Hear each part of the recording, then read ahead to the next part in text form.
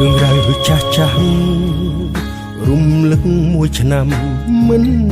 អស់នឹកចោះក្នុងចិត្តក៏ប្រែស្រាំចង់រត់ចេញឲ្យផុតពីអតីតកាលតែខួរក្បាលនៅតែមិនចាំនៅតែកត់ចំណាំទស្សនាជាផ្សែងនឹកគេណាស់ចង់អោបគេដូចមុននឹកដល់ថ្នាក់គ្រុនធ្វើបាបតែខ្លួនឯងមើលលែងសើចសូមបីរឿងកំថ្លែង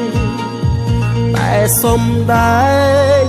ឲ្យគ្រប់គ្នាឃើញធម្មតានឹកគេណាអបត្រឹមក្នុង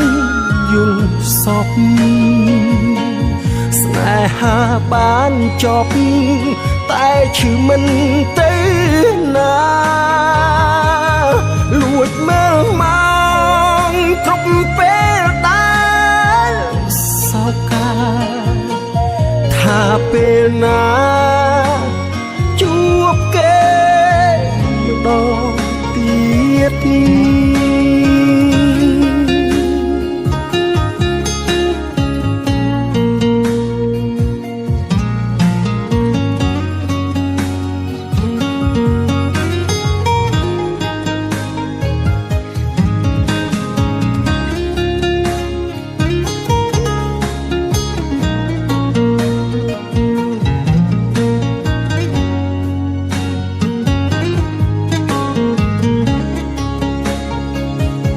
រឿងរ៉ាវចាស់ចាស់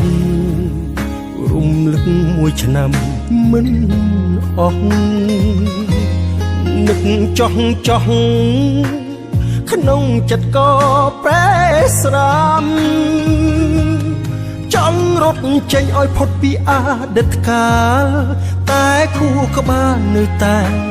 មិនចាំនៅតែកត់ចំណាំទស្សនាជាផ្សែងនឹកគេណា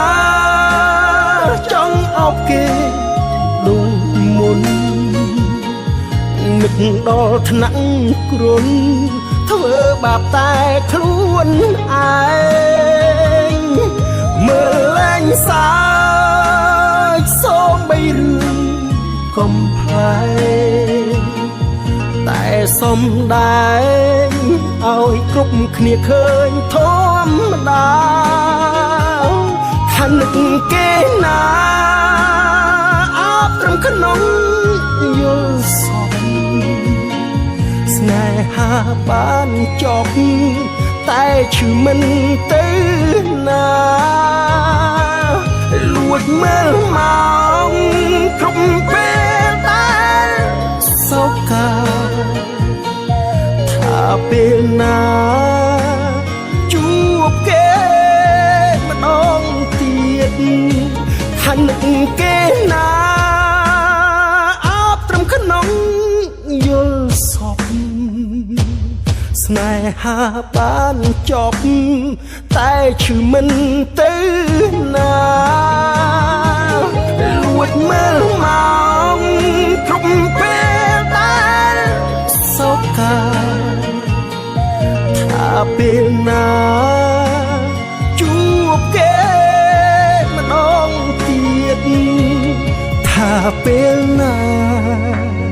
ជួបគេម្ដងទៀត